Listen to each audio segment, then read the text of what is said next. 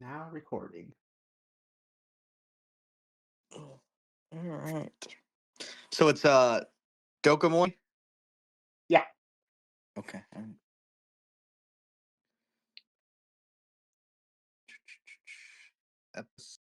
Episode 85.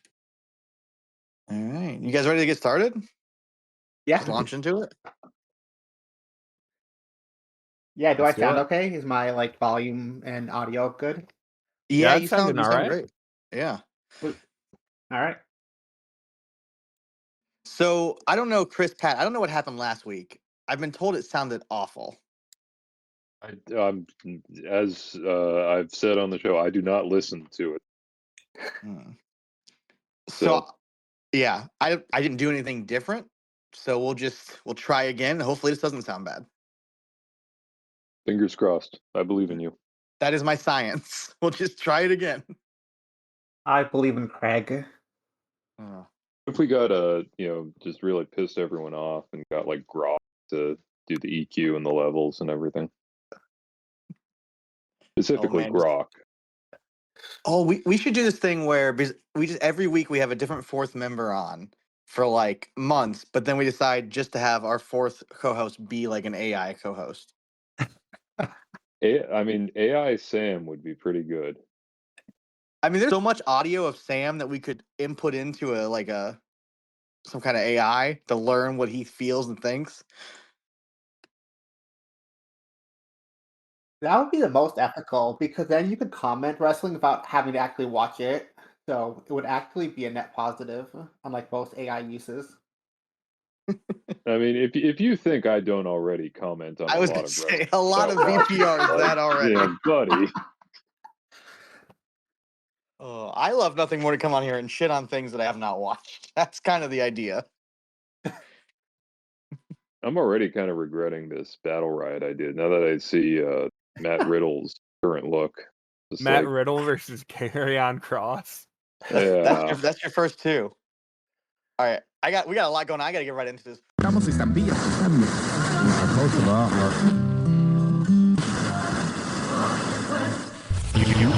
You are now tuned in to your number one radio station. Radio.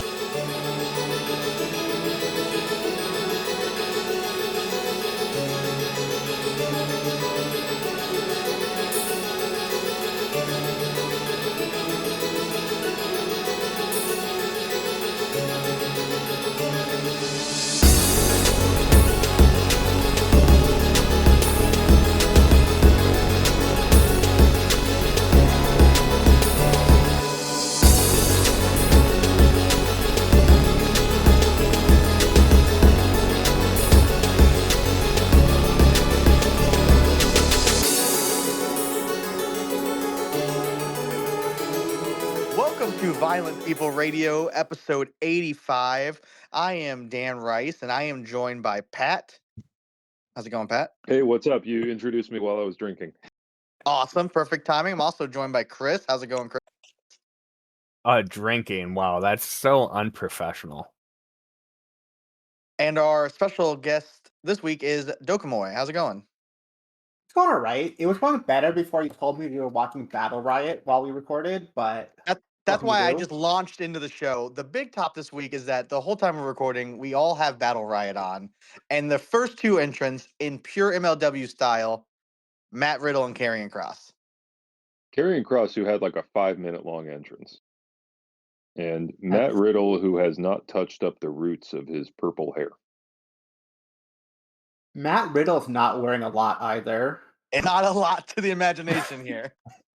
Yeah, his ring gear has gotten smaller and smaller as the years have gone on. I feel know like when he cleans up his life and becomes a born again Christian and gets boring and all that, he'll be coming out in like fight shorts again. That's we'll know that his life is turned around. Now, I know that Pat was watching a little before we got on. Chris, I know Dokomo, you definitely weren't. Chris, did you watch anything before this? Like tonight, like Yeah. in the immediate lead up. No. You guys missed I saw the pretty end big of MLW news. Templario.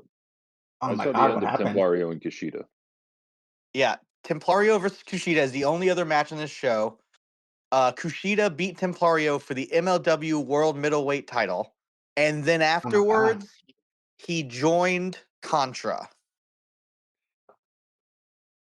Yeah. So for those of I people at home who don't know, what's a contra? Oh, well, I mean, I think everyone knows what Contra is. It's so you know Hydra from the Marvel movies? yeah. Yeah. Imagine if instead of every wrestler describing things as being Batman and the Joker, one of them had the idea to do something new and say, "What if we were Hydra?" Hell yeah, that's sick. It was basically started by with Fatu when he was here. It's been around for years now.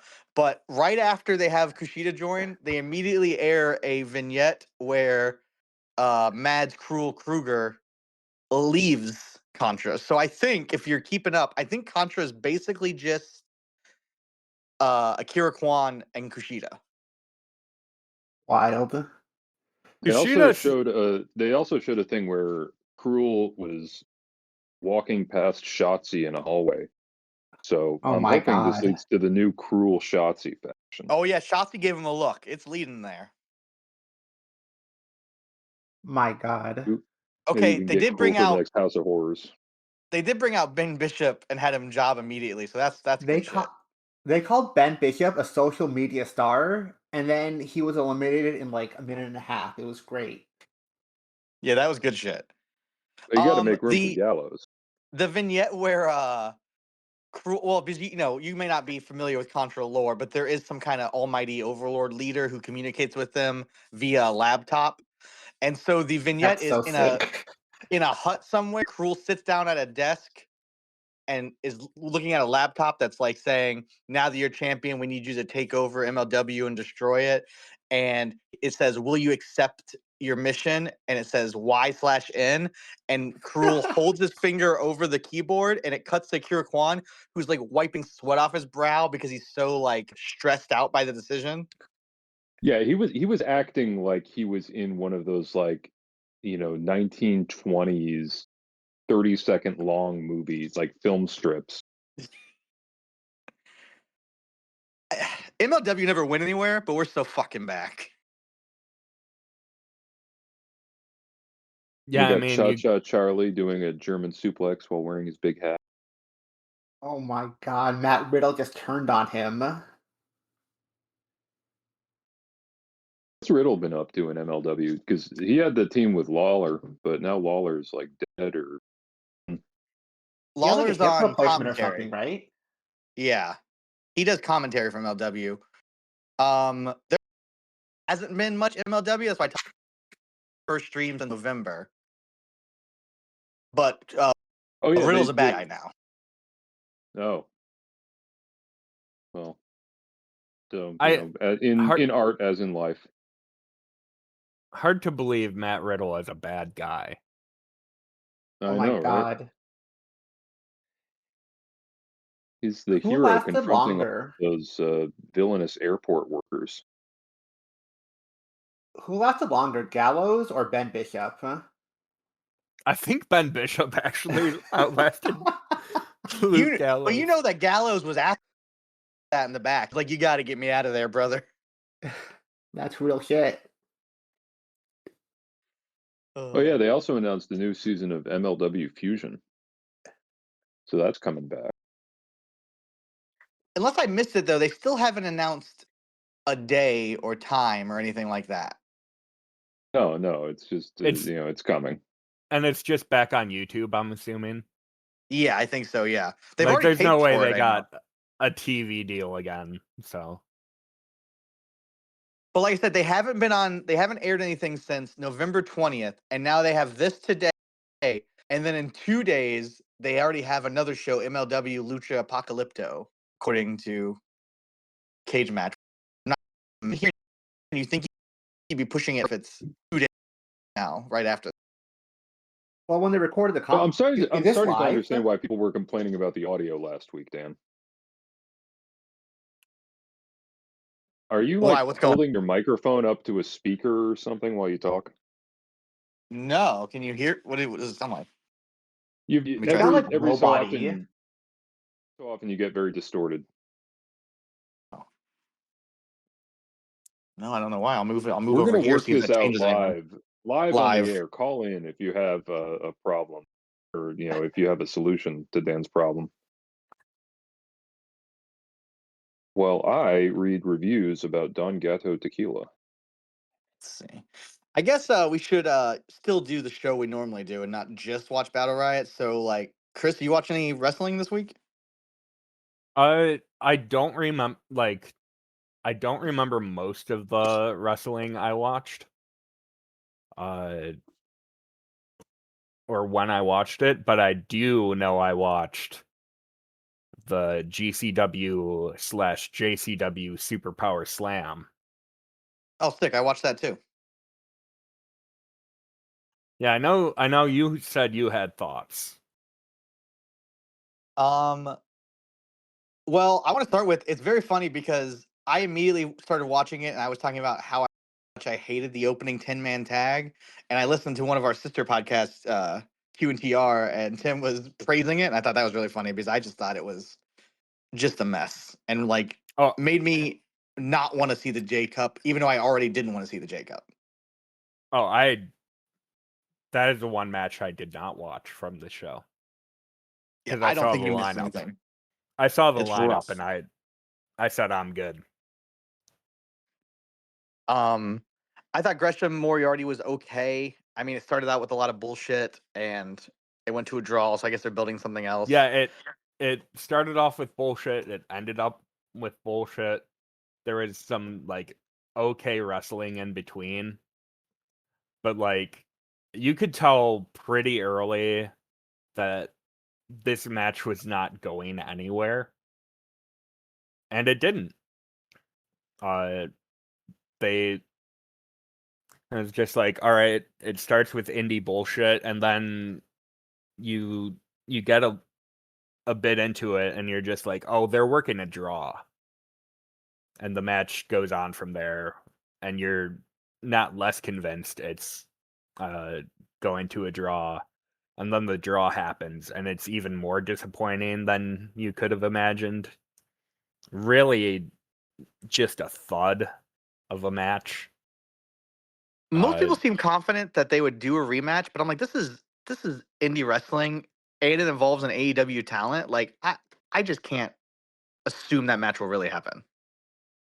Yeah, like they let Lee Moriarty work indies pretty regularly. And like Gresham isn't like signed to anywhere they would be mad at, just his wife. So like it probably will happen. But they could have just let the real match happen on this nice charity show. And it was just boring. And like, Or even had like go to a double count out or something. Like, I don't know. Like, if you don't have 20 minutes worth of stuff, why are we going to a 20-minute draw? It was annoying. yeah, real bummer. I thought Willow Nightingale versus Mara Sade, which I don't remember her NXT name. Jakari Jackson. Oh, Jakari Jackson. I thought that was fine. I thought that was like a solid like AEW woman versus former NXT woman having a 10-minute match. I thought that was fine. I'm glad that PWH there's in the Battle Riot, by the way. Oh my god. I'm He's gonna glad win it that all. there is someone named Sade on the indies. I'm glad that we're paying tribute to one of the greatest singers of all time. Agreed. But yeah, the match is fine. The Lucha scramble was a disappointment. Who was in that? Gringo Loco, Commander is the big like signed person in the match. Ray Horus, Vengador, and Masquerita Dorada. I feel And it's like it would got have been like okay. moments, but it really does feel like a match where like you've just got a bunch of people standing around and like they do their spots and people get excited when someone does their spot, but in between it's just a whole lot of nothing. Mm-hmm. I used to love Gringo Loco, and he's so bad, and he drags everyone else down because I feel like he makes every match structured just like that. Yeah, he's not in a great part of his career. I mean, Like he also had I a heart attack, so I feel bad being too Yeah. harsh, but When was that? a couple years 'Cause ago. he's only like 40 or something, right? That's wild. Yeah. Yeah, but I mean, I feel like he's lived a hard 40. Yeah, he is a He wrestler, I lives a guess. loco life. Yeah. That's fair. You know, he spent years living down in Mexico. I'm not going to make any assumptions of what his life was like, but I'm making some assumptions. Josh is out with the table at the Battle Riot. Yeah, he's got 2 tables. It's awesome. Yeah. He hasn't even technically entered yet. Yeah, Atticus Kogar versus Bear Bronson, very bad match, Oh. if you would believe it. I think I can picture it. Yeah, there's no blood until like the last minute of it, which you do not want a match with barely any blood when you see Atticus Kogar in the match or Bear Yeah, Bronson, because I like have no interest in seeing the TNA version of the Koger brothers.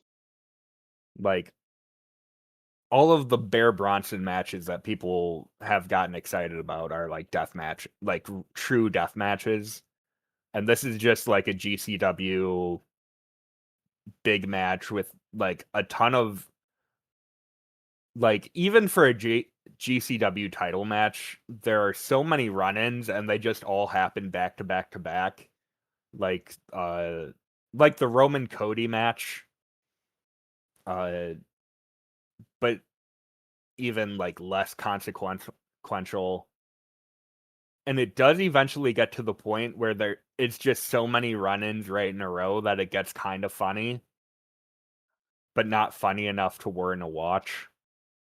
But yeah, the only blood comes in like right after all the run-ins. They do the Masada skewers, and Bear Bronson's forehead gets slightly bloodied, and then they work the finish, and real bummer.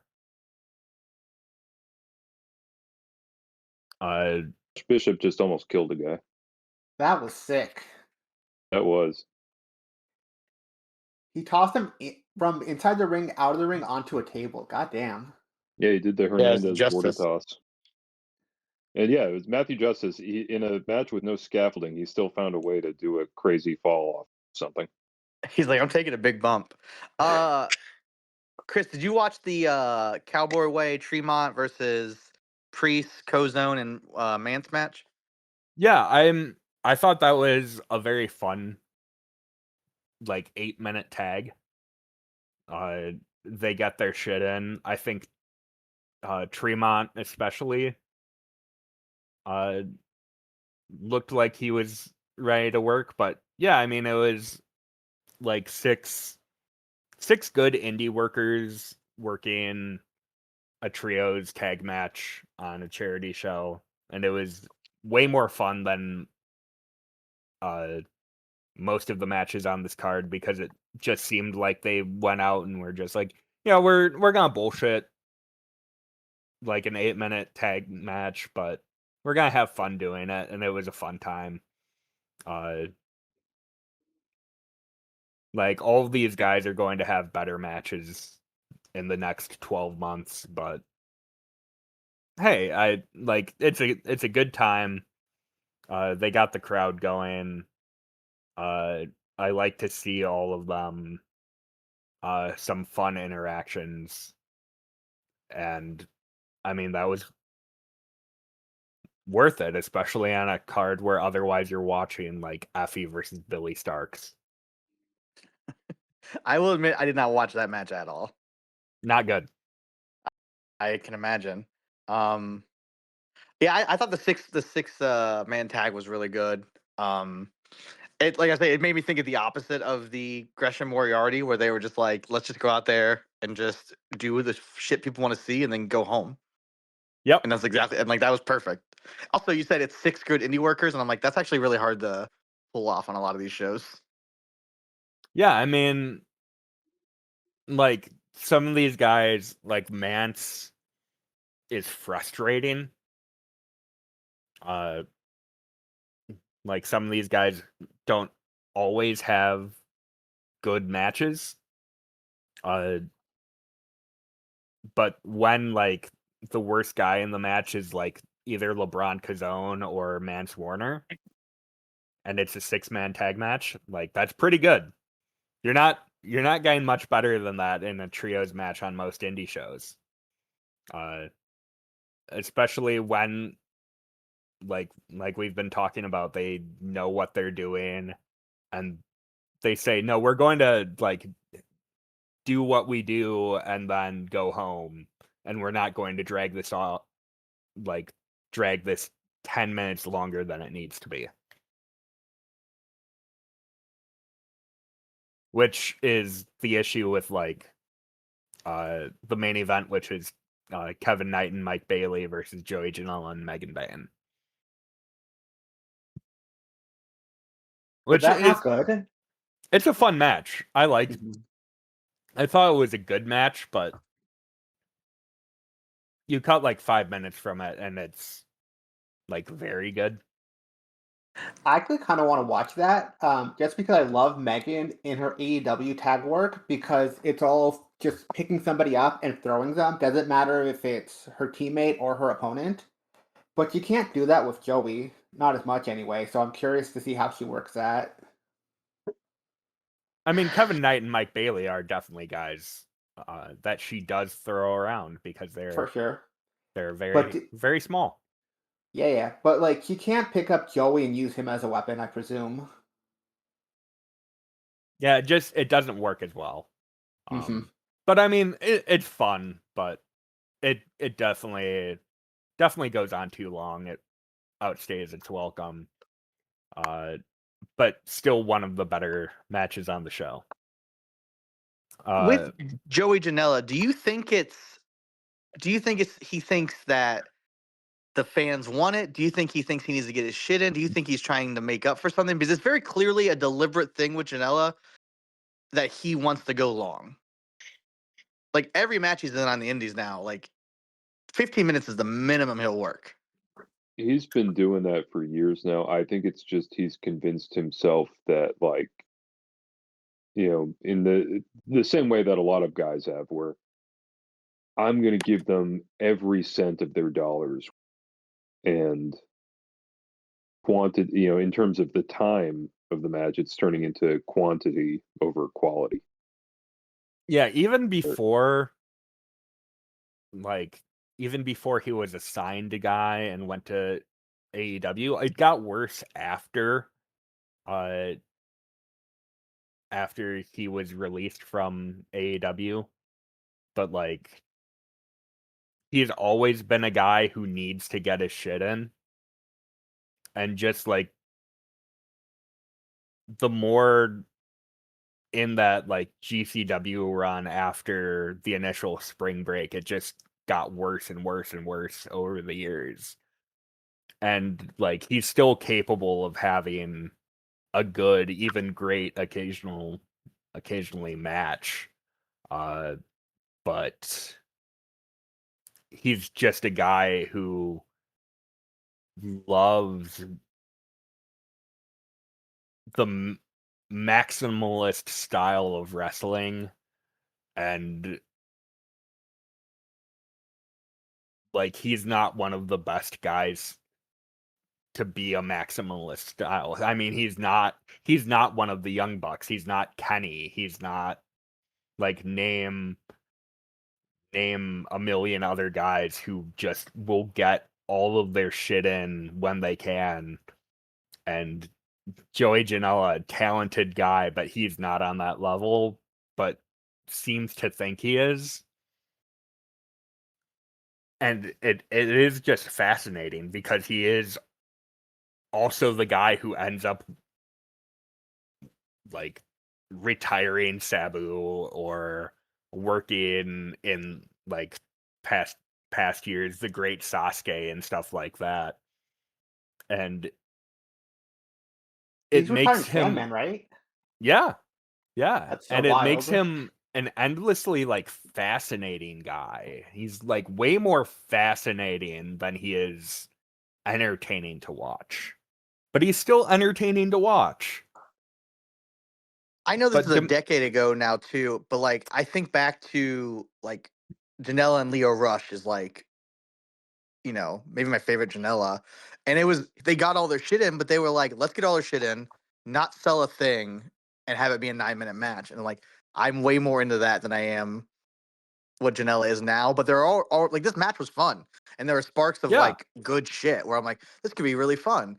Man, put this match on fucking Collision and give it 7 minutes and yeah, fucking hoot. this match is like 7 to 12 minutes and it's a great match. Give it 20 minutes and you're like, oh yeah, that's like 3 stars. It's like a gentleman's 3. It probably benefited that I watched it the next day. I probably would have hated it if I stayed up and watched it because after the whole show. But I stopped after And in the crowd, you would have been furious. You know I leave early when I get tired. But it was Paul Walter Hauser versus Mad Dog was over. I was like, I'm done with JCW for tonight. Yeah, But that's the big one. Yeah, that's the one match we haven't talked about now. Yeah. I need to know what did you think of this match? Go ahead. Before we get into Mad Dog talk, Dan, in particular, I'm interested. How would you stack Joey Janela's, tendencies and instincts against Austin Aries? I think kind of has some of the same issues where he's like, I have to go long whenever I can. I mean, not anymore because he's like 99 years old. But Austin Aries used to be a guy I thought of as like, I have to get all my shit in, and it's not a good match unless we've milked every single minute the promoter will let us get away with. Well, Aries came to prominence like right around when Danielson was at his worst for that. When Danielson was like, I mean, it's Danielson and him that went, 70 minutes or whatever. I do think of it as like a 2000s Ring of Honor thing. Yeah. So I mean, there definitely is that. Anywhere Danny Daniels and Ring of Honor. And there was definitely a time in my fandom where I was part of the problem is I would look at the match time and be like, if it's longer, it is better. 60-minute draws are what we should all, achieve for. And now I'm a grown man. I'm like, what are we doing? I have things to do. But it could definitely come from that same thing. I mean, Joey, he was more of a CZW guy, but he was a fan during that era of indie wrestling. He's definitely a guy who is directly inspired by all of the like most masturbatory Ring of Honor guys, and that does include Danielson, who one of the best to ever do it, but also extremely masturbatory wrestler on his worst day. And the Austin Aries, your Davey Richards, your like all the guys who you see them on a Ring of Honor card in a title match, and you're just like, oh, this match is going to be at least 10 minutes longer than it needs to be. And Joey Janela was watching all of that and taking notes.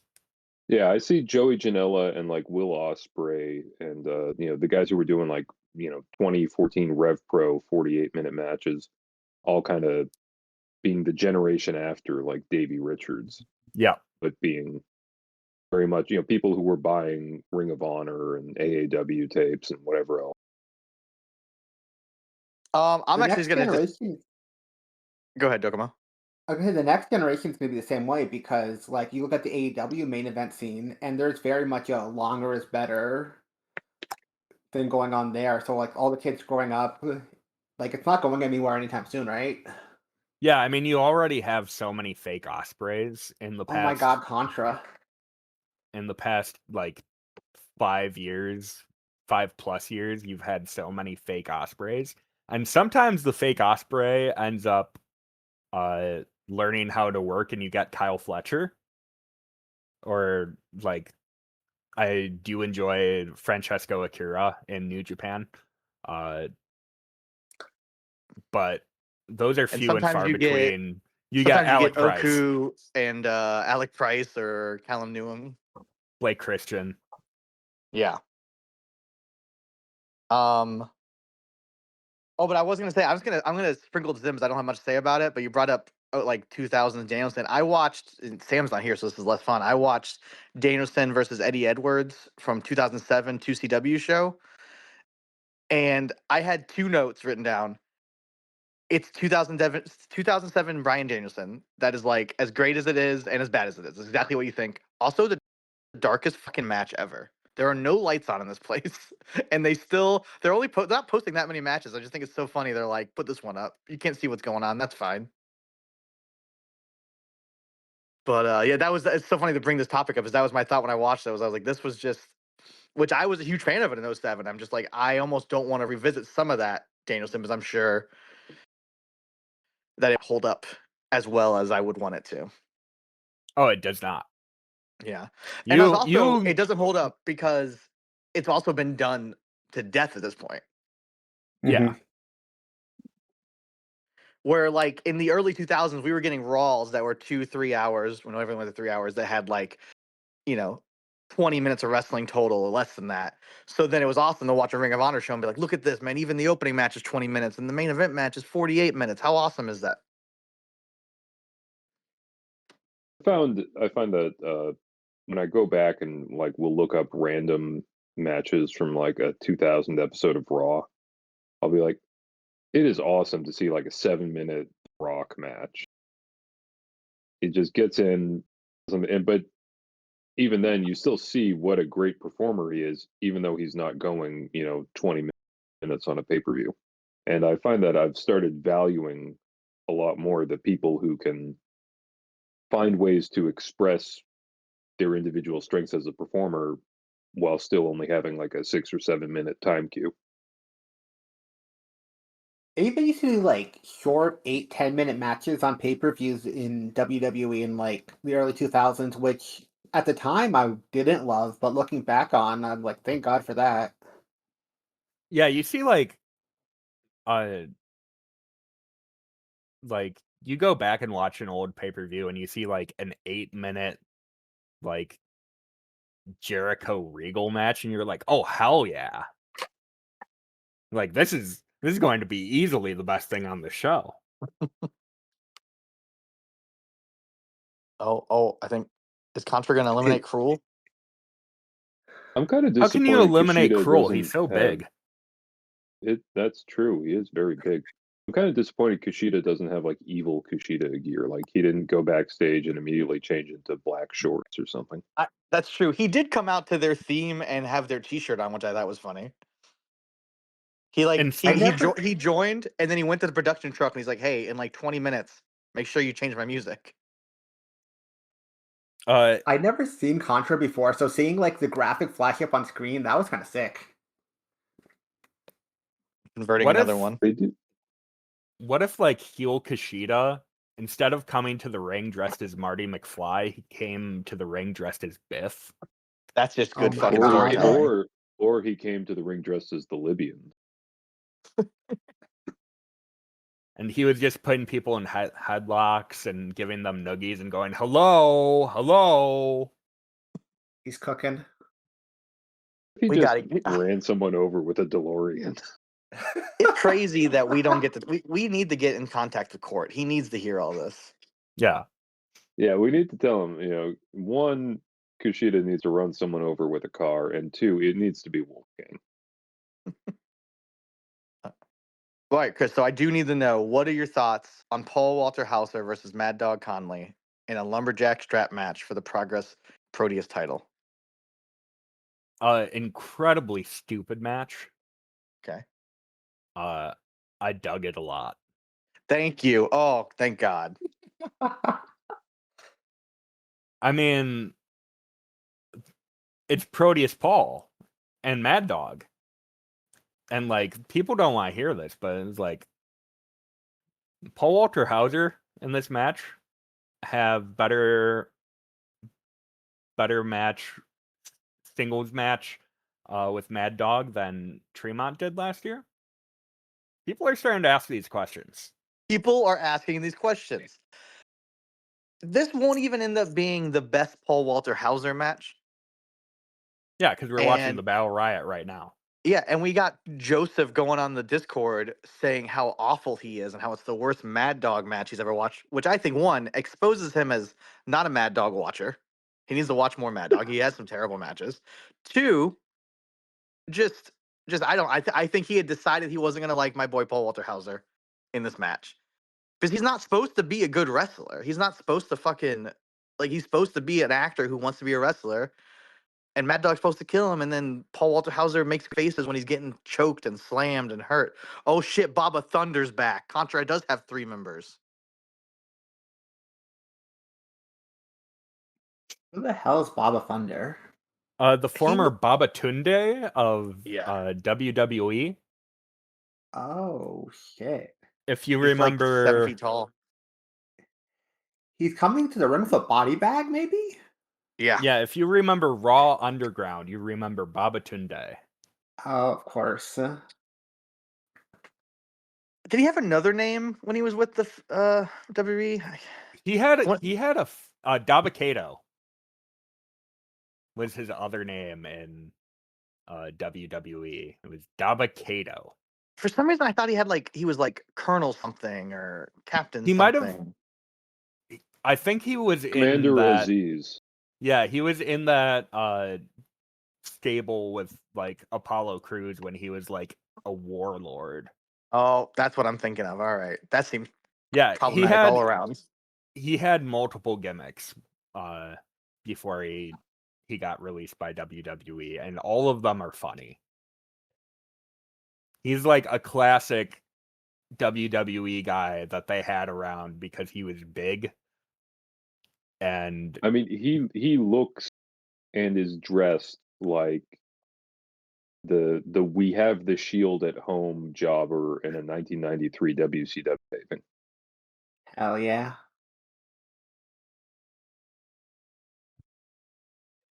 Satoshi Kojima is Contra.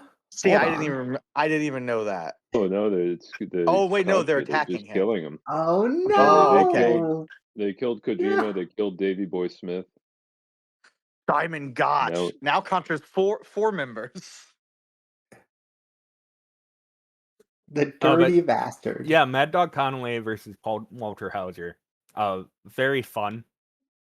It does what it needs to do as like a real like cool wrestler going against the silly actor who is shockingly dedicated to this business when he doesn't need to be, being a stupid little stooge and making faces. And I mean, I don't know if I have the capacity in my heart to hate Saginaw, Michigan legend Paul Walter Hauser in any capacity. I just see so much greatness in his background, and relating to him, even though I am not a famous actor, but I have spent a significant amount of time in Saginaw, Michigan.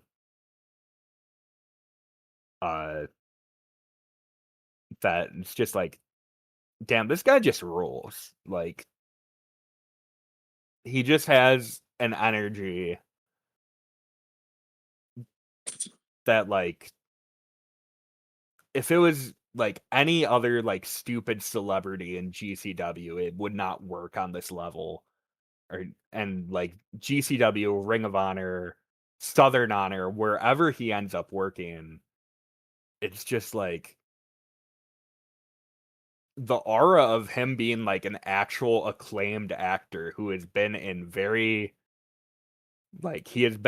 successful movies critically, very successful movies commercially, and he does not need to do this, and he does not need to get his ass kicked by Mad Dog Connolly on a GCW charity show, but he does.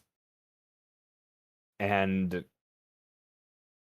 like, that's beautiful. That is like what is true and beautiful and lovely about professional wrestling. Speaking of, Dan, help me out here. Who's the guy with the Slipknot mask and the breast implant who just jumped off the ring? I gotta be honest. I clicked away. Let me. Oh, fake MLW fan over here. I was looking at my notes. I'm down to one screen right here. I don't know who we're talking about. What do they look like? This fat It's- guy This fat guy? And I gotta be who honest. I has have no a fucking idea. This is a debut. yeah, he eliminated Cruel, got him in the head with a spike, and everyone in Contra is like, "You're cool." Man, they're really bringing Contra back big, taking out Cruel. Oh, we got a title change, guys. The world title's on the line in this match, and Cruel's out. oh shit. We're getting And a he's new going to champion body tonight. bag.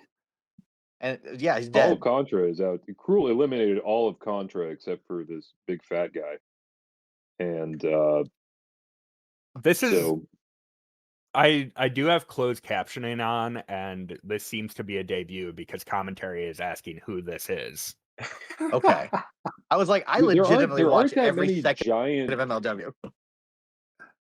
giant fat wrestlers anymore. So it's like he's not Ace Romero because he doesn't have the tattoos. He's not Congo Kong because his tits are much bigger. Like, I don't recognize. It's not Sam Stackhouse, like for Now sure. Congo Kong is canceled. You don't think MLW would bring in a canceled wrestler, do you? Oh, of course not. Court knows better than that. Yeah, that's just When not his Austin style. Aries came to the ring, they called him the King of Controversy. Was that what they always call him? Yeah, that's kind of his thing. I Because think I don't know if that's I would something Austin lean Aries into that. calls. I think that's something Austin Aries calls himself and tells other people to. Yes. That's Like- an insane, because he's like a speaking out guy, right? That's just an insane thing to lean into. I think I could be wrong. I think he's just like an asshole. Yeah, I don't recall a speaking out. I'm gonna look He that put up. his crotch in SoCal Val's face in TNA. No, which it I was think- Christy Hemme. It was Christy Hemme, you're right. Christy Hemme goofed his ring introduction, and so he pinned her against the turnbuckle and like stood on the second rope so that his dick was in her face. But I don't remember any speaking out things coming out about him. But like he's always been like He's an anti-vax. yeah, for sure. big time. Yeah. And then he gave what's her name? She's with Tommy End. Zelina Vega. Yeah, he famously gave her a promise ring. Wild. So Oh you no, got that going on. he was accused of sexual assault. Oh, then I take it back. Of course he was. But even before that, like he's always been like, even like when like he was in Ring of Honor, people be like, yeah, Austin Aries, kind of an asshole. No, like I knew that. It's just like an insane thing to lean into after that comes out, right? Well, his Well, big thing is clearly it's that not like people costing him many hate him because bookings. he's anti-vax Mhm. and everything, and that's why people hate him. I know. God, he's so cool. But yeah, my thoughts on Paul Hauser versus Mad Dog is my big thing in Discord was this was a fun match. I'm not going to talk about it on our next year's award show. I'm not like it's amazing, but it's sitting here with a 4.4. People on Discord, well, not people, I guess just Joseph was talking about how terrible it was. And it's just like, I don't see that. I mean, I thought this happens with a lot of lumberjack matches is you get lumberjacks that are like very different degrees of into it. So some of them are like really beating the shit out of the people with the straps, and some of them just fucking around at ringside. And then once Beastman gets involved, he's fucking off, and everything he does in the ring is bad. Yeah, Beastman sucks. Yeah, Beastman's significantly worse worker than Paul Walter Hauser. Not even close, yeah. And then the whole match is just kind of a build up to Mad Dog versus Manders in a cage at the J Cup. which like nothing the match can do about that. That was like the purpose of the match. That's what they booked the match around, and I guess it served that purpose. I like Paul Walter Hauser on the mic afterwards building that match. So he's not even involved in it.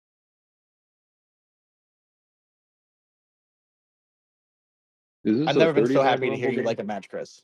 I think it might be 40. No, yeah, I had a very fun time.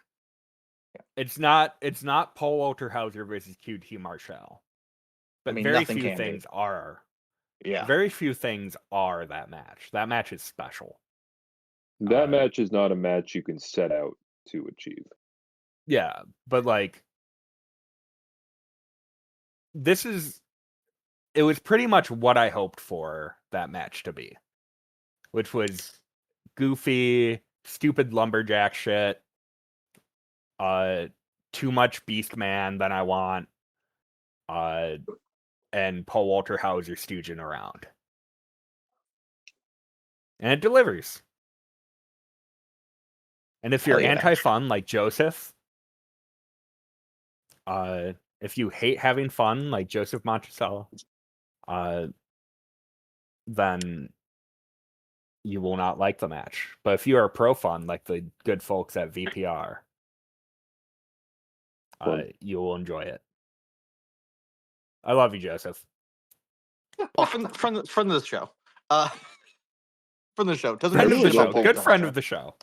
Good friend of the show. I Doesn't know really shit about Paul think, Walter Hauser. Knows about everything else. Yeah, guys, I'm concerned Hammerstone is wrestling while visibly pregnant. He has an unbelievable roid gut. Or like he's it's got a a regular- booty in there. No, that is a roid gut. That is Yeah, like that's his organs pushing out his abs. Matt I wanna see Riddle what- looks. He's ahead. a sweaty man. Yeah, he's How are his like trunks sweating getting butter smaller all during the over. match? Yeah, it's crazy. I was about to They had say, to have like, rolled at this up or point, something, right?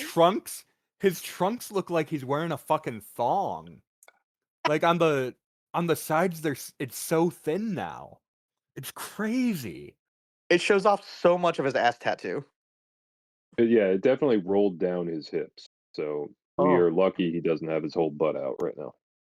Oh my god. For the people who want incentive to watch MLW, it is basically a Matt Riddle. I wanted to see what Beastman had been up to, and GCW ran him versus Cruel this year. I don't That's know. gotta be Maybe rough. Cruel can pull something out of him. That's gotta be rough. Chris, you watch anything else besides that show? Power Slam? I almost certainly did. I don't remember. The only thing that really registered in the old noggin was that charity show. I did watch a little bit of Johnny Fairplay on the Florida Indies, but I won't be talking about that on this show. I'll be talking about that on the site. That'll get no a full spoilers. write-up. Hell yeah. All right, Chris, what about you? What have you been watching the last week?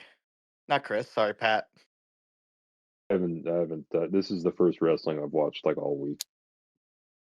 Awesome. Watched MLW Battle Riot, and I think it's great. Hey, you say the best.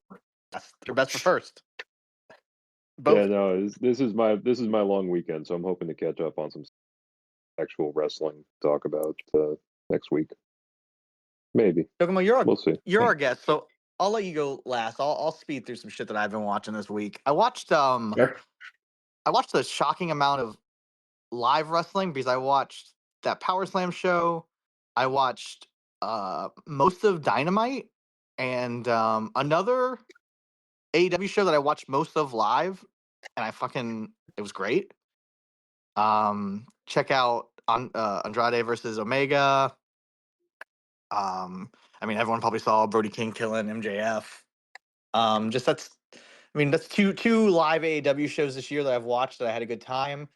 And I watched AJ Styles versus Gunther live. That match fucking rocked. AJ again, like I hate that I don't want to. It makes me think maybe I need to watch more of what he's done in WWE the last couple of years because I watched that match, the Nakamura match, the Punk match, the other Gunther match, and it's like he's so He's still fucking good. good right now. He's still good. He is one of the wrestlers that WWE allows to have good matches. And there are not a lot of those people. Very disappointing to hear he's still good as somebody who tries to mostly not watch modern WWE. And I also feel like I might have to go back and watch some of his stuff. I'm in the same boat. I've been saying I'm glad he's retiring and or moving because even a few more weeks of this, he'd make my next year VP 100, and like I can't have WWE guys on that shit. I don't want to do that. But I hope he goes to AEW because I actually watched that company and he's still so fucking good. I don't follow the company, so like it's weird that they have Gunther going over everyone and like retiring them, but he still doesn't feel like a focus of this company, right? I don't know. It's not a big WWE watching show, I know, but he had a really weird year. Like he's the guy who in the last year retired Goldberg and John Cena and AJ Styles. 3 legends of wrestling. And then you look at what he was doing in between, and it was just like he was working Jey Uso, he was working Pat McAfee, he was working Logan Paul. And that to be honest, that's WWE right there. I can see WWE believing that working Pat McAfee and Logan Paul is a bigger deal than most of the other stuff they got going on. From the outside looking in, it feels like they present him as a main eventer, but they don't ever put him in programs with other main eventers. Is that like an accurate read?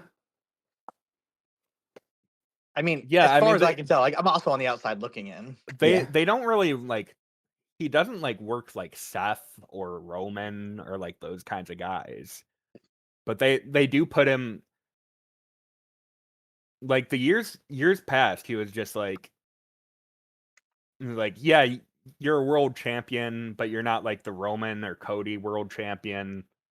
But you're going to have like good matches with Sheamus or Chad Gable or whoever else. But they didn't really do that between like the big stuff with Gunther. And like as the person watching like the VP 100 voting, like Gunther for the past several years has been far and away the WWE guy. Over Sami Zayn, over AJ Styles, over any of the women who like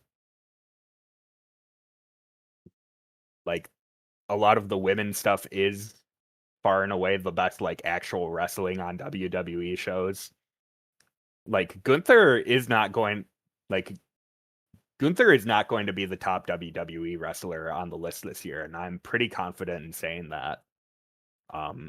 Which is kind of wild because he's still like a very good wrestler. He just had a weird year for Gunther. Well, if we can I saw a clip from that. I saw a clip from that WWE Unreal show, which I mean, I'm sure all of it's fake, but they're discussing in that show, which they are putting out right now, putting Pat McAfee over Gunther, which insane. It's if you were really thinking that it's insane, if you're just putting that in there for drama, it's insane to air that right now when he's retiring so many of your top stars. I don't know. It's like trying to wrap your head around WWE booking or WWE thinking is just like such a losing battle. But this last couple months is because of AJ is like the most I've watched WWE, and it's so fucking unwatchable. Because I tried to watch the next match was Drew versus Sammy, and I was like, that seems like something I would watch, and I couldn't sit there and make it between the gap between the matches. I was like, I'm fine, I'm good without this. Yeah. I really hope that like what everyone is assuming is true, and WWE just booked him leaving the territory as a retirement. Because like there's like if he has like one like for real final run and he works like he works AEW and you do whatever, like there are guys he's never worked in AEW, like he's never worked Darby because he was on his way out of the indies when Darby started working. Or if you're just like, even if you're solely running like, all right, we're just going to run AJ Styles versus Samoa Joe for nostalgia. We're gonna run AJ Styles versus Roderick Strong for nostalgia. We're gonna do just that kind of shit. That will be good. But like, I would love AJ to have like some New Japan dates, and he's working like all of the young guys who are like really coming into their own in New Japan. Like if we got like AJ Styles versus Yuya Uemura or Yudo Ice or Yota Tsuji, I think that would be really, really fun to see him coming back to the company that like solidified AJ as one of the best to ever do it. It was like when he went to New Japan, that's like he was already one of the greats of his generation, but the New Japan run is like where he was just like, no, this guy is undeniable. Like he got held back by TNA booking. This guy is one of the best in the world. And if he comes back and like works all of these young, like hungry guys, that would be a real treat. But like Well, any kind of run will be awesome. I say I've already called out that I want a title match on like Collision. I think that'll be fucking great for my nostalgia. And then I mean the Kenny match is so obvious. It's not for me per se, but like that's one of the obvious matches they run. But then like you said, just all the guys he hasn't wrestled. I mean, it's just one of those things where there's nothing. I mean, I hate to say this because it's wrestling. I don't see how AEW could screw it up. It just put AJ in there with anybody. So that match was fucking ruled. I watched I should have brought this up earlier because I watched Paul Walter Hauser's other recent match against Slim J on the recent action show that's up on IWTV. This was last month, January 30th. Also fucking fun. Now listen, people take this for what you want. I think not as fun as the Mad Dog match. But Slim J's so fucking good, and he's just a guy that I wish would work more. Like, I actually think that Paul Walter Hauser looks substantially better in the Mad Dog match. This match has a couple spots here where he seems a little lost, but Slim J is so good that there's 2 points in the match where Slim J is wrestling him like he's doing everything, and Paul Walter Hauser is just there. It's like, fuck, this guy's good. It sucks that I think in the last like 4 months he's wrestled 3 times. One of the bigger AEW fumbles. I'd never seen him wrestle until the first Dean show, and I was like, wait, this guy's kind of sick. Yeah, he is. Yeah. Like his entire career, you like look back and you're just like, this guy should have been doing more than he was. Even if even if the AEW run was just more matches where he was getting his ass kicked, he is a great guy. He's great at getting his kicked. He's one of the best. Yeah. And they just didn't like utilize him, and like they had him in like silly stables on like AEW Dark and stuff, and that was cool. But like that was fun stuff, but they could have done more with him. And you could have said they could have done more with him when he was in Ring of Honor and just like on the indies in general in between. There were a few like companies where he would work. but he never like made it into the super indie scene. And it's just like, for a guy who just has a really natural connection to the crowds, it is always wild, like thinking like, yeah, Slim J should be more than just like the cult hero of weird indie wrestling fanatics. Mm-hmm. Yeah, because like there's certain guys like I'm a big Austin Aries fan. Like, say he never had his WWE run, or even his Ring of Honor run. Like, I just don't think he works as a guy. I mean, I guess you had him like this as a guy that you can have at the bottom of your roster, just putting guys over and getting his ass kicked. But like Slim J would be so perfect as like one of the bottom tier guys on those Ring of Honor shows that no one watches. Yeah, like where they have like AR Fox, the exact yes. role AR Fox is in, where he is an indie veteran who can, like, you can have him work a young guy on a Ring of Honor show and like lead him to a good match, and he's going to like, he'll do some high spots, but he's going to put so much focus on making the other guy look good. Or you can have him as the jobber on Dynamite and have him put over Ricochet in a 6-minute match and have it be good too. Like AR Fox, kind of is thriving in that role. He's obviously like not doing the best work of his career, like when he indies, and one of the best guys there, but Slim J could be in that role where he is on TV a couple times a month and like making guys look good, and it just didn't happen. Yeah, it's real disappointing. But like I said, definitely still should watch it. I think at this point, any Slim J match that pops up should be watched.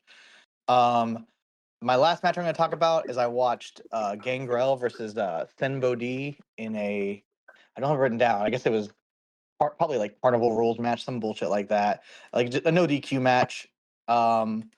Gangrel is the champion in CCW, Coastal Championship Wrestling, and a Funhouse match is what they called it.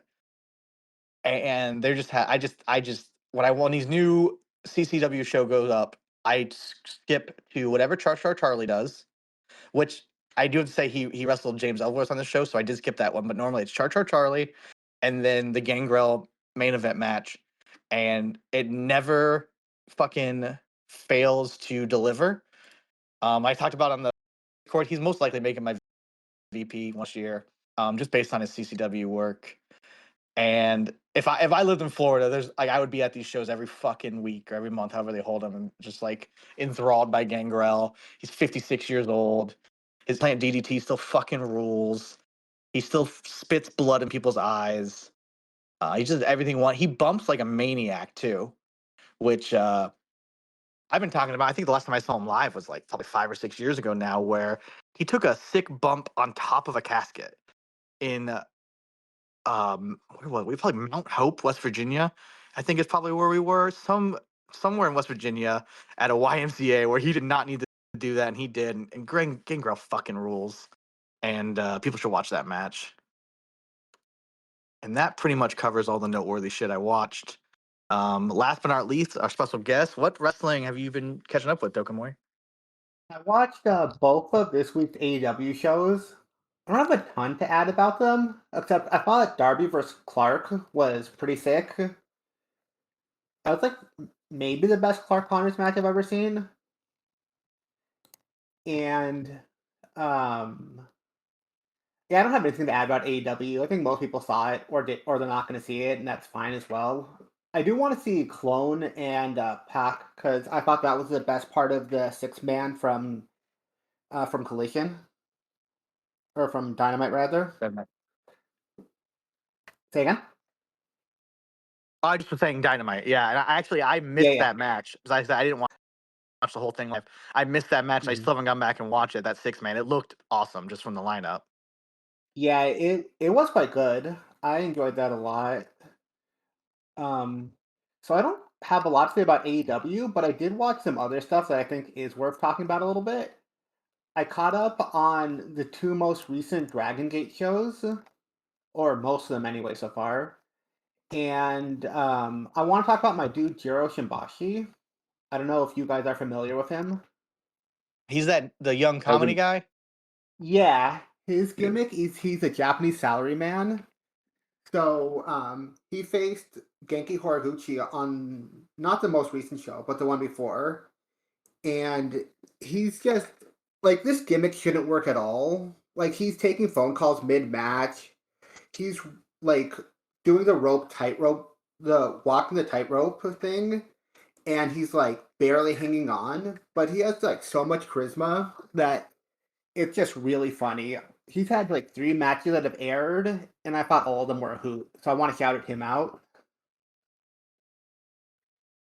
And then the other thing I wanted to talk about was I watched the 2019 match between what Daisuke Sakamoto and and Shinjiro Otani, which was sick as hell. You've got Shinjiro, who's like one of the best guys of his generation, and in this match, he's obviously like it's well past his prime, and he's like physically overmatched, and he's just trying to hang on. And Daisuke is like mostly kicking his ass, but occasionally getting frustrated. And I just thought that match was sick. I found it on YouTube, and yeah, I thought that was awesome. Is that from 01? I'm assuming. Yeah, Yeah. yeah. And then the other thing I watched, which is hold on, I have to find this guy's name because I don't want to. I watched another 01 thing. This is from like 2004, 2005. This guy named Oi Kenso, who's like this guy out of China who was doing different style fights for a couple years there, and he's just awesome. He's also wrestling in a suit, but he's not a salaryman, and he's doing like a drunken master gimmick where he's like just downing a bunch of alcohol mid match and like throwing these wild kicks, like big spin kicks, and just like beating the crap out of guys. And I don't know exactly what his deal is because Cage Match lists him as having 12 matches, but I watched like 6 of them this week, and they're all short and they all fucking rule. That's like the best kind of wrestlers. Yeah, um, that's real shit. But he has like a kung fu gimmick, like I said, and he's like doing spin kicks and stuff. But they actually look pretty good, especially like once he like powers up. So I don't know what his deal is exactly, but it ruled. Yeah, And there are not enough guys who have worked drunken master gimmicks in wrestling. Like I no, can send all of these wrestlers the exact correct Jackie Chan movies to study from, and it would make their work 20 times better. But yeah, nobody's really hitting that niche except like you get occasional like indie comedy matches where they're downing beers in the middle of matches, but not like drunken master style. You're not like drinking like all of these it's not like a people power are up. yeah, they're drinking the alcohol, but they're like getting more comedically sloppy instead of comedically great at wrestling or kung fu or whatever style they want to use, which should be the move. No, I agree. I watched the Drunken Master movies last year for the first time, and God, those were so sick. Two of the best movies ever. Real talk. Yeah, so I wanted to shout out two guys in suits doing wildly different things as probably the best stuff I watched this week. And then Yeah, like I said, I watched AEW. I don't have anything to add really about that. And then a couple Dragon Gate matches, which Jiro was definitely the highlight for me. Not that like the other stuff wasn't good, but I love Jiro. Well, I will say I watched one of his matches, and I had the Mhm. same thoughts. Where I was like, "This is fucking rules." I mean, I think he's a Yeah. guy that if I watch Dragon Gate regularly, 3 years from Mhm. now, I'd be skipping all of his matches. But right now, if I watch a Dragon Gate show and he's on it, I'll check his match out. He's really funny, really charismatic. I want to say real fast, Final Four in this match with MLW spoilers, or Final Five. I guess Hammerson's in there, but they had a showdown Nope. between Cross and Riddle, Final four. and this. Final three. Okay, Oh my yeah, all god. right. But they did a showdown between Cross and Riddle and Final one. Skyscrapers. Oh God! But I just want to say, I think this is Karen Cross, new champion. This is a well booked battle royal for MLW in their storylines. Yeah, they were trying. Like they could which I We feel like the last all 10 years through of the Festus revival too. yeah, they did bring back Festus, but I feel like the last 10 years of WWE, like they've really just like Royal Rumbles are just waiting for the surprise entrance. Mhm. And this was a good battle royal. I think it's perfect timing though. We all covered the wrestling we watched, and then Battle Riot's ending. Karrion Kross, Well, your there champion. was one thing I wanted to add about AEW. The only thing I saw from AEW this week was the "fuck ice" chants, which Yeah, yes, obviously we all agree. But Bryce Remsburg being like, it's almost like I held off calling for the bell just so that the crowd could chant it longer, and it's like I'm gonna retweet that next time AEW announces that someone is out for 4 months with a mysterious visa issue.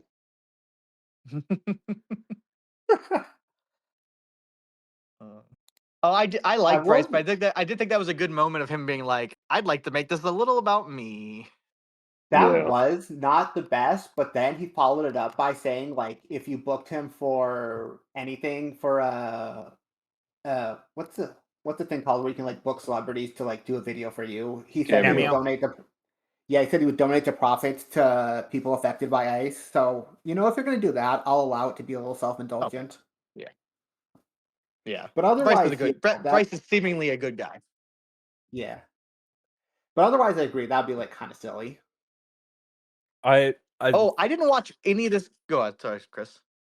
it is just like the like sheer like force and loudness of the chant is great.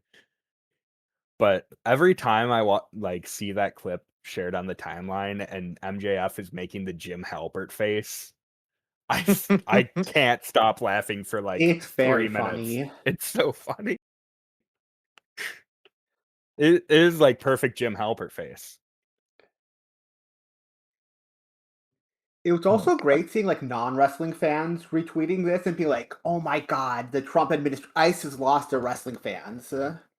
Like we're just the dumbest, most racist people on the planet," which only like mostly true, not entirely true. I was gonna say, I don't Yeah, know. there's I was looking through Joshi reply guide, and almost all of them were retweeting every Japanese woman they could possibly find on Twitter, and also every like unfunny meme about the libs and the Dems. So the Venn diagram between Joshi reply freaks and MAGA voter is a circle. Well, Uh, yes, that's true. Twitter does this weird thing where it'll tell you when a contact starts a Twitter, but it doesn't tell you who the contact is. It says like your contact, blah blah blah, is now on Twitter, and it shows you their or X, whatever, it shows you their name. And recently, one of my contacts is just like really into talking to porn stars on Twitter, and I'm like I've been digging into it to figure out who it is. Like they spend what must be hours a day retweeting and replying to different porn stars and OF girls. And I'm Do just you have like, Elgin in your phone? first off, I'll never tell. Secondly, I don't have that many contacts, so I'm whittling my way through it. I know that I know they were born in 1991. That's all I got. But that's not that many people in my contacts. Well, I'm gonna find him someday.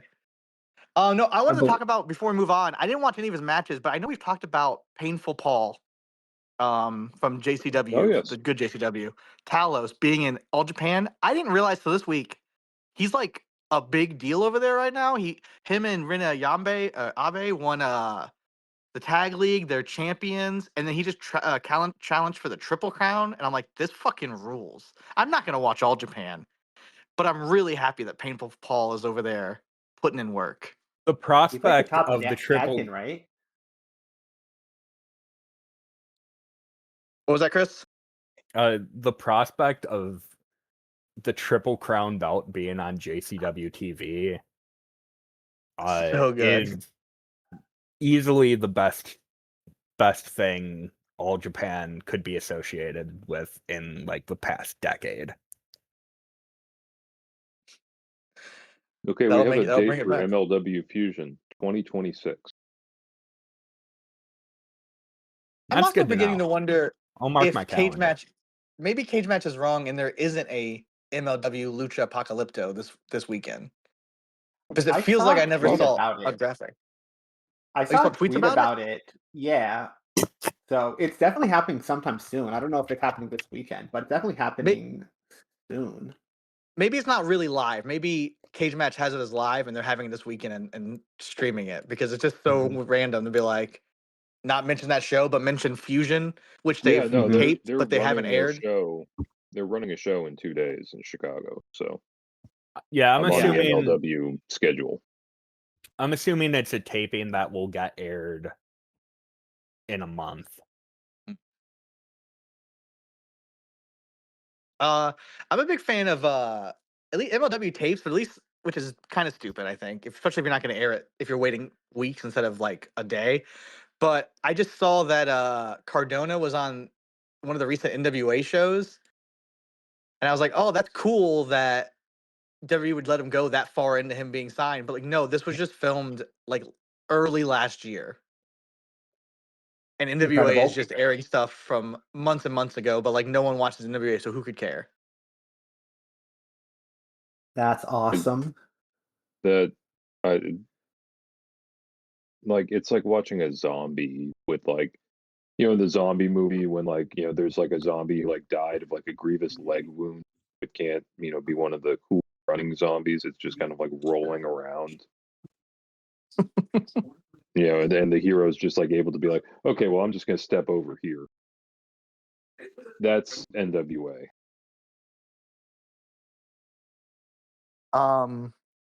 But yeah, I think that covers all the wrestling we've been watching. Not a bunch has been going on since we last recorded.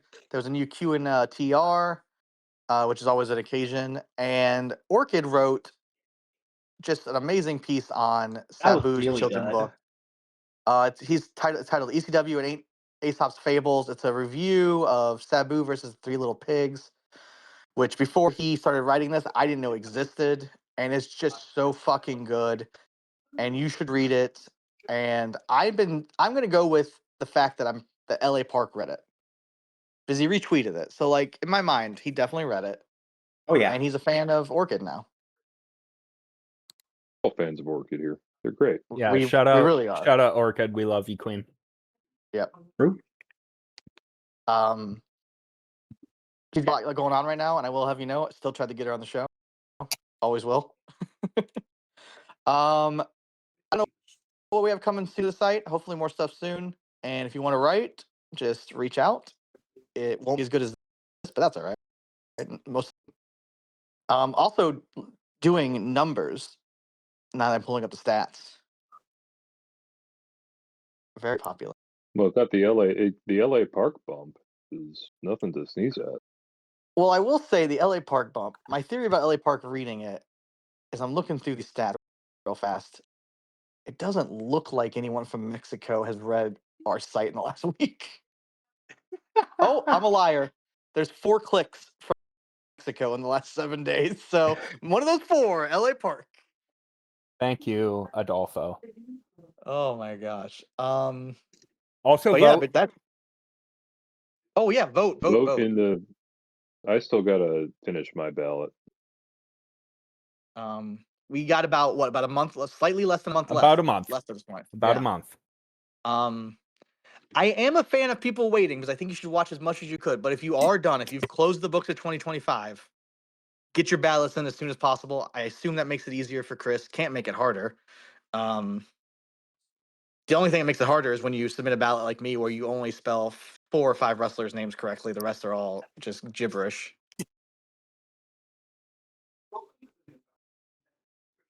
But yeah, I think that's the wrestling we'll watch. I think Karrion Kross being MLW champions are big top, so I think we can just get into some questions from Q&AR. Oh yeah. Before we do that, we should all rate the Battle Riot. What are we rating it out of? Let's do Dave Meltzer stars. Infinity +1. Well, It's a Dave lot of Meltzer's stars. Most things are like 5 minimum, right? Yes. No, So I'm gonna for it give it a really 7. starts at like 4.25, and then goes It's more based like- on the crowd noise and what he expects he should say. Well, this match also went like 45 minutes, so you have to bump it up at least half a star, right? That's Yeah. true. Oh yeah, that's true.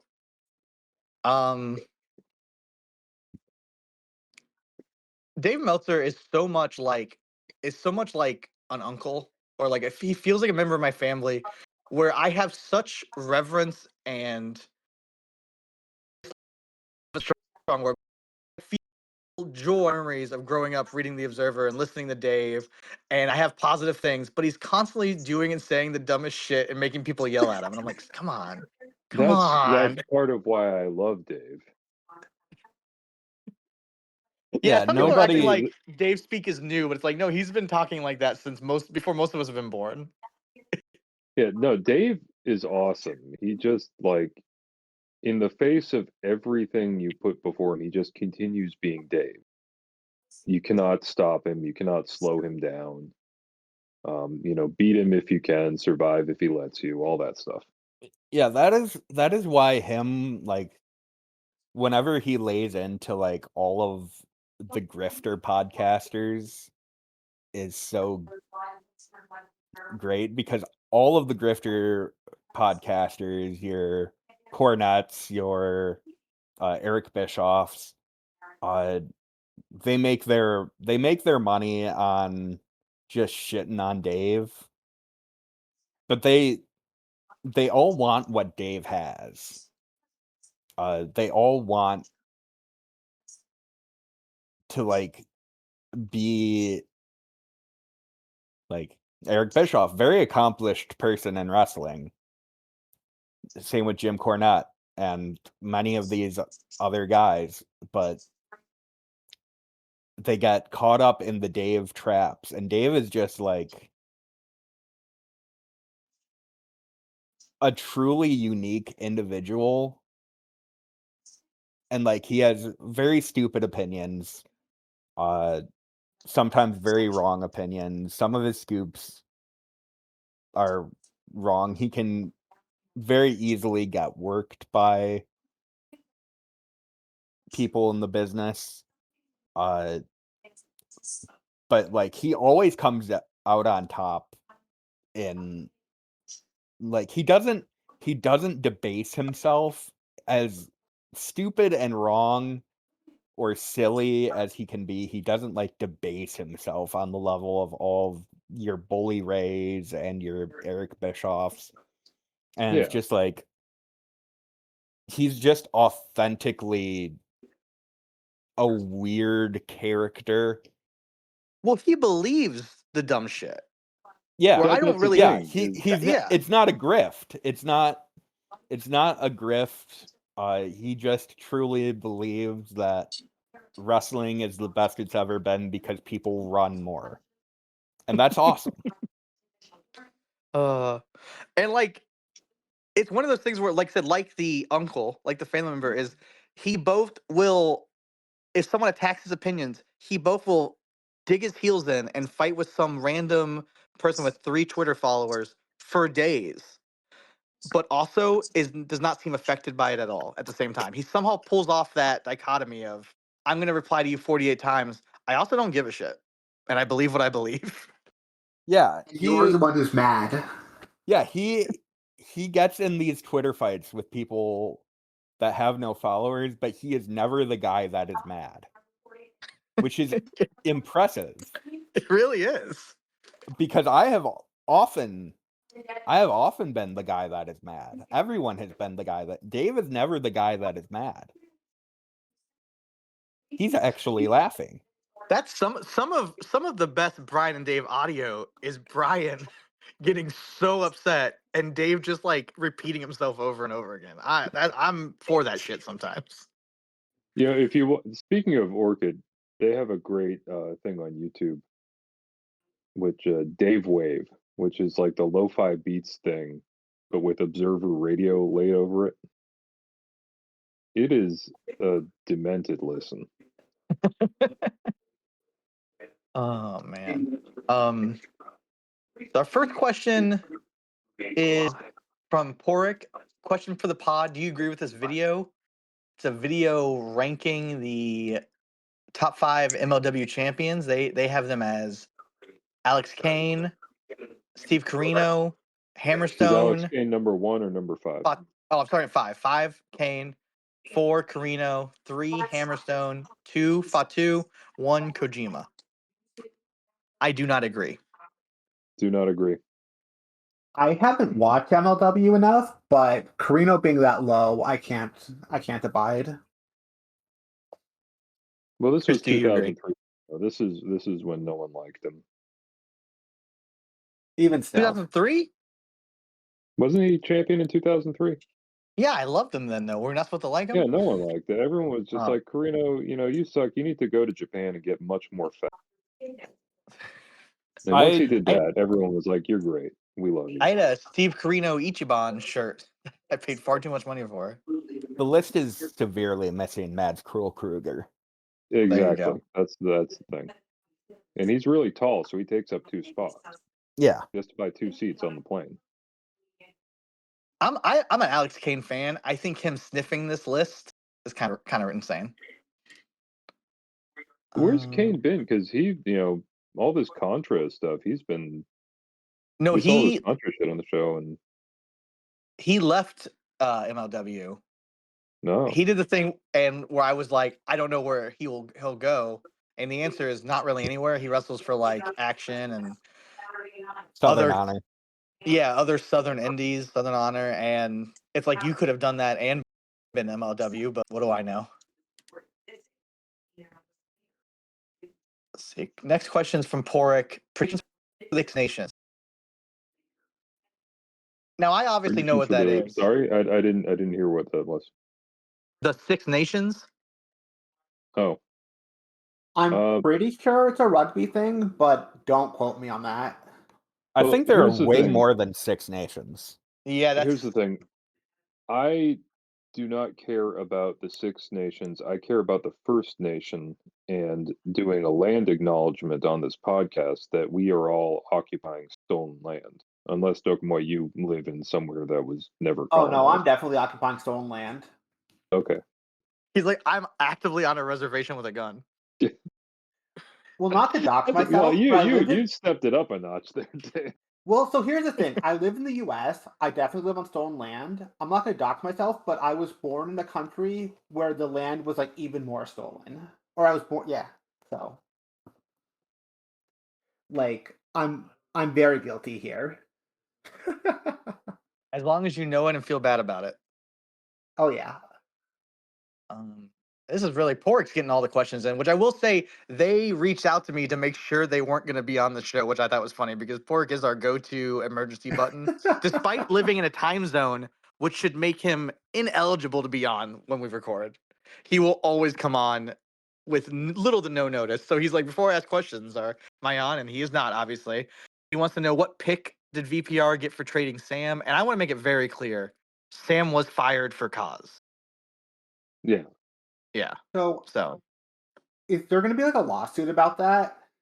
You think, or is it just a done deal? Oh, we can't talk about it right Yeah. now. There are too many Yeah. lawyers involved. All I'm That's gonna fair. say is that you compare it to a trade situation between two teams. It's really more of an Aaron Hernandez situation. Oh shit. All right. We're getting on shaky ground. You know what the lawyers say. Listen, did he end? I'm just saying.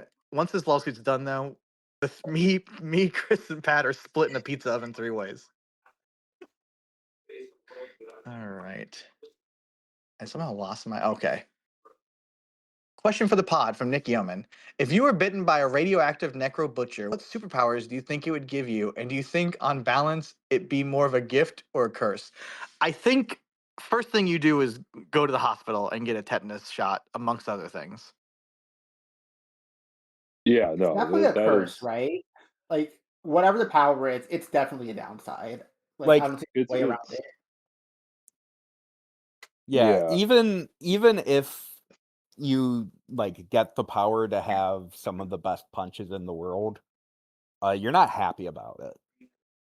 Like you also start withering down, and you get in Facebook drama on deathmatch Facebook, and it's just not good. You think I was that gonna if you got bit by a radioactive butcher, would you be like compelled to work at a fast food pizza place? That's what I was going to say is like I would get the necro bite and then my power would be just showing up to work at a Little Caesars. And it I would think be I'm a one of curse. I think I'm one of the foremost necro fans, and I have a question. I think can only be like, is the man good at anything besides wrestling? Can't imagine. Doing drugs. Doing drugs. Okay, he's still alive. He's doing a lot of drugs, doing a lot of drinking, a lot. Um, Not very good at managing his Disney money. there's always the talk because I know he won money doing DraftKings or whatever, which people say he's good at that. Well, I'm like, well, he's obviously not because he's never gone back to it. He went back to Little Caesars, and I'm always wondering because like, what is a lot of money the necro? Because unquote retired because of that money, but I always wonder like he definitely didn't win what I would consider him. I think it's probably necro's like, oh shit, 20 grand, quit my job. Is 20 grand more or less than he made on an average year on the indies? Oh, it's got to be more. It's got to be more, especially if you were to consider like how much he lost in transit and just drinking and drugs at those shows. Well, you can't count the drinking and drugs 'cause he was doing that either way, right? I guess you're right. That's He'd the still be doing that at home. That's fair. Also, Um, like while he's making towns, he's probably getting free drinks and free drugs, so he's saving money there. now you make me think. Yeah, I guess it is a good decision. Going to as many shows as you can. Tim has a bunch of questions for Sam. How dare you? Where do you get off? Are you dumb? I've sent those to him a lot. He doesn't usually reply, but maybe he will for Tim. Porrick, question for the pod. Which way do you think the coin toss result will be for the Super Bowl? I want no other discussions about the Super Bowl. tails I'm going to never ignore fails. him. Oh, I'm going to say I always goes tails, but I'm going to ignore him and say that I think there's this narrative that I have a gambling problem. And I want to counteract that by saying I put $5 on both teams will score a safety. Payoff over $1,000. You got to do it. You got to Yeah. do it. You got to There's do some it. You'd be stupid not to. Oh that's man, free money. that's pretty much. Yeah. I'm glad you see it that way. Well, $5 is like $0, right? And a grand is a With grand. inflation, yeah. Yeah, Yeah. see, that is exactly how my mind works. He, in 2012 dollars, Dan just only bet a quarter. I'm about to sneeze. Uh, I got to mute my mic. I will say I'm on a little bit of a hot streak, so like I can't. I'm not gonna post it. I haven't been posting any of my bet slips on the Discord because anytime I post any bet I make, fucking goes the ruins. Makes me look like an idiot. So I'm keeping stuff to myself right now. Things are going pretty Yeah. well. Even turned my $5 free you got the dollars of system. even my $5 free dollars of weekly slots today turned into $36. So that, like I said, got So a that's the system. Working. system. That's the The system. system is don't post. The system is don't post because I guess the gambling gods do not want anyone in Discord to trail me. Simon asks, what's the most aesthetically pleasing jersey color matchup? I wish I had a great answer for this. All I know is that Sam always says he likes black versus whites. Whatever that means. He wasn't talking about the jerseys, but Oh, okay. I'm partial to dark blue, red, and silver myself. I love like the blue, like the powder blue Chargers jerseys, like a lot. Like I know it's kind of cliche, but I feel like it would involve them because they're just so good. Like I know I'm biased, but I do truly love Lions, Honolulu blue and silver, and like It's a good look.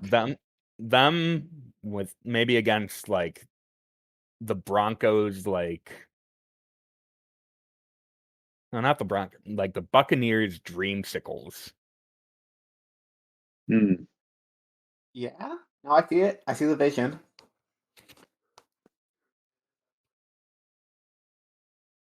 See, Chris, by the way, while we're talking, I'm watching maybe the worst and or best women's match in Arena San Juan Pentitlan. I gotta send this to you. It's like watching two Sadikas. Oh, please Baseball. send that to me. And the thing is, neither of them are as good as Sadika. It's like Obviously, two Sadikas who are both even less trained. There's some Sadiq maiden that I need to catch up on before She's going to be on my I ballot. put in my ballot. There's some stuff that seems good that she could sneak into my bottom 10. Yeah, Maybe that's about where she's going to be. You know who has See, I know that cool? Oh god. I was just going to say, you know who have cool jerseys is the Henshin Tigers or Hanshin Tigers from Japan. I don't know why I said Henshin. They have some pretty sick jerseys. See, I'm just fully aware that I'm like I can't put aside my bias, but I try to think of my favorite jerseys. I'm just like, man, the blue and orange Cavs jerseys fucking go hard. But it's like, do they? Or are they the first basketball jerseys that I recognized as a child? Who could say? I think you're allowed to just claim that as a reason. Cole, question for the pod. If you had to star in a sketch for the Muppet Show revival, what would you do in it? Style of comedy, stunts, Muppets opposite you, etc. Anyone got a good answer for this? it would involve I would- Statler and Waldorf for sure. What we would be doing instead of like watching the Muppets show and like talking shit, we would be at like an indie show, just like cheering all the shitty wrestlers. Statler and Waldorf would like drastically improve any commentary booth on the indies. True. Very true. Okay, I'll give you Statler and Waldorf because bad Statler and Waldorf is like anytime CM Punk was on commentary on the indies. Well, I'll let you have them, but I'll only let you have them over the PA. Oh, it's live commentary? Live commentary. The absolute still an upgrade. That's still an upgrade. Yeah. I'd like to do something with Gonzo. Maybe we both get shot out of a cannon. That's my bag. You do a Gonzo bomb?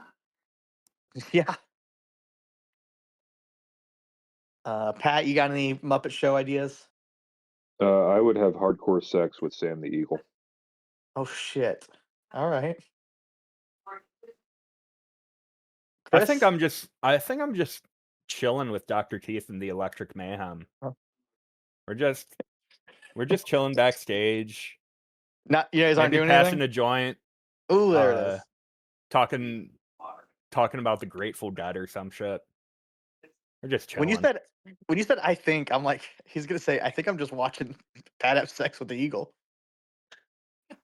No, I mean, I a am lot not of doing people that. are going to be, they can't turn away Yeah, it's on because their I'm not going to let television them. set. Eamon says, question for the pod. As you've gotten older, what's a recurring pain or other physical concern that you've decided just not to worry or think too much about? First Everything. off, yeah. Dokomoy, how old are you? I am 39. Oh, okay, so you're old as fuck too. All right, good. What's your recurring ache or pain? So a couple years ago, I developed sciatica. Not fun. Don't recommend. But every once in a while, the back does not feel great, and I just try to ignore it until it feels okay again. Pat, I'm sure that as a man who has been trudging through a blizzard for the last month, you have no physical ailments, right? None whatsoever. Perfect. This past week, I've started convincing myself that I'm getting plantar fasciitis, which I might actually be. Time will tell. Yeah, my thing is just like everything hurts. Like I've done the cliche thing so far this year where I've been going to the gym again. You got to start in January and then peter off. But I'm pretty good about it so far. But it seems like the things I do at the gym, they don't have to correspond to what hurts the next day. My body will just be like, no, your fucking knees hurt you, even though you did arm day because you're old and you're falling apart. So since I played football half of my life ago, occasionally my hip just really, really hurts. And I've never gotten that checked out.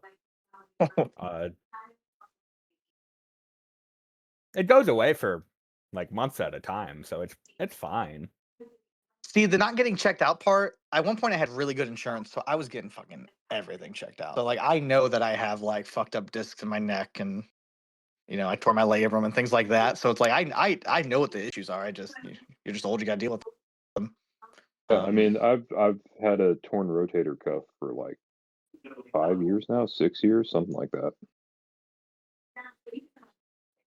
Not fun. I have something with my left shoulder that I have gotten checked out, but it still hasn't been figured out. But it still hurts. Something Tim new says- when they can name it after you.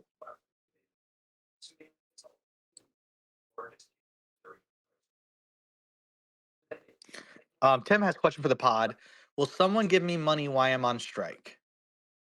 Right I'd now love to. we're in Send me litigation. Oh, there you go. Personal money. I would say Yeah, the no. site definitely has money, but Sam won't turn it over. We're dealing with it. Once we get access to all the mug money, we'll distribute it much more fairly than Sam ever did. For that. Drop the strike fund, King. It'd be awesome yeah, if we just sent Tim like a $5 Dunkin' Donuts gift card. like that should carry you through it. Yeah. Just have a coffee on us, bro. Yeah, I mean we support anyone that strikes here, so Solidarity. keep it up. This is the last question. I really enjoyed this. I want people to start their questions like this, like Pork did. Q for the P. What 4 wrestlers would you cast as the 4 members of the Beatles in the upcoming Beatles movie? Chris, I think you got to cast Paul for us. I mean, who's the sexiest wrestler? That's how we'll do it. Everyone, whoever does it first, will get to do one member of the Beatles. Well, the sexiest wrestler right now is Andrade, apparently. I mean, he's hot. He's been the sexiest wrestler for a while. Well, like 2 months ago, it might have been Soberano, but Soberano does have a great ass. Yeah, Andrade is Paul. And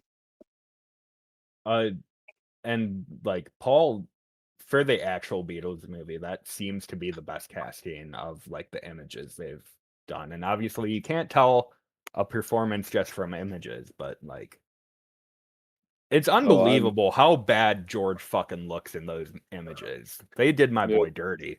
The George one looks shitty, but I'm really looking forward to Saltburn in the full Ringo Starr mustache and wig. I don't remember his name. In my head, his name is just Saltburn. Yeah, I hope we see Ringo hang dong. Absolutely. Oh well, if Ringo's gonna hang dong, then I gotta cast Batista as Ringo, so we can finally find out. Yeah, but he'll probably be wearing a prosthetic That's because there will be kids on the set, and he doesn't want to be a sex offender. The real question is, which wrestler is Pete Best? That would have to be Cody Rhodes. That feels really right to me. The 5th EVP. I think we When's the- successfully cashed it. No, we got to cast John and George now. It's true. John. It's got to be like a little fucking weirdo wrestler. If only wrestling had some little weirdos. Little fucking weirdos. Little weirdos that have done domestic abuse.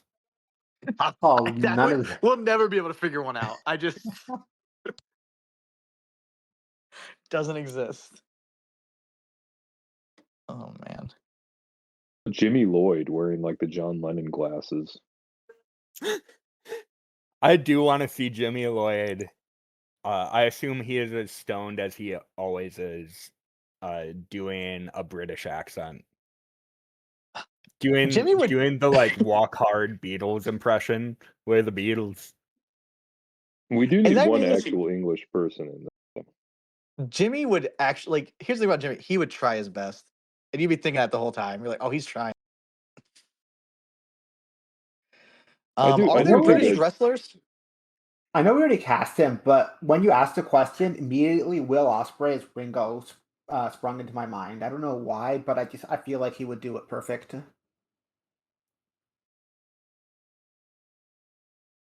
I wonder if there are even any wrestlers from Liverpool. Yes. Wrestlers from Liverpool. One of the grizzled young veterans is from Liverpool. Oh yeah, Zach Gibson. No, he's not going to be in this movie. No, can't allow that.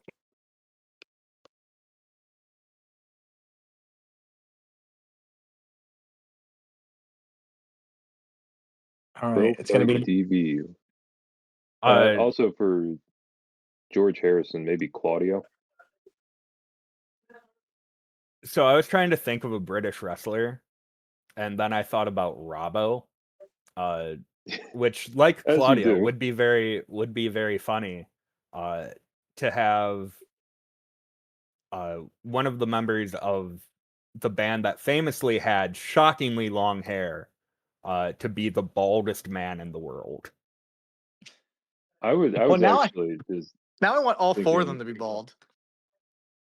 I was just thinking about what if we had Ricky or Roy Knight as their Brian Epstein?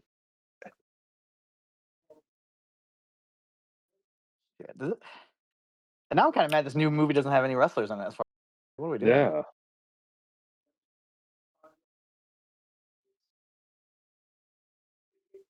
Where was that fucking Nicola Piccolo guy getting the movie roles? Like, why isn't Jade Cargill in the Beatles movie? I mean, that'd be cool if he got fired. No, he's transitioning. He's transitioning to a new career path. Congratulations. He's got big things on the horizon. Just like that one girlfriend of mine did not dump me. I just am moving on on my own accord. It's what I want. I have bigger and better ideas on who I'll be dating, and he has bigger and better ideas of what he'll be doing in his career. It's all great. And it's all totally Tony Khan's fault. You should definitely dox billionaires. What could happen? It's so insane. Just waking up to seeing someone, like, actually a couple of people quote tweeting that, being like, "What the fuck?" I saw someone. The first tweet I saw talked about him doxing, and I was like, okay. Like, I thought just email. I thought for sure just email. Like, there's no way he put Tony Khan's phone number out there. Like, no, he did. What a stupid thing to do. Oh man, I love Pickle Rick. he's a good dude. Well, Pat, what made you change your name back? Oh, because I changed I changed my profile picture to the what's his fucking name, Drake May, and All right.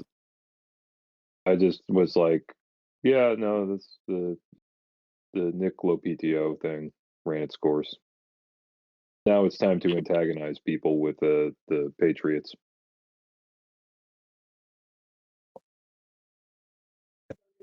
I'm really disappointed because I doxed Short Sleeve Samson on our Discord, and I don't think any of you bitches called him. Bunch of No, cowards. Well, he's a Porg said he legend of would, and you chaotic got very wrestling. upset. I just don't think Porg did. I think he's all talk. I think you guys should be just blowing him up and being like, run more shows with Damoose and record them. I am 99% sure that when I was going to chaotic wrestling shows in high school, Short Sleeve Samson was on there. Oh, I'm sure. I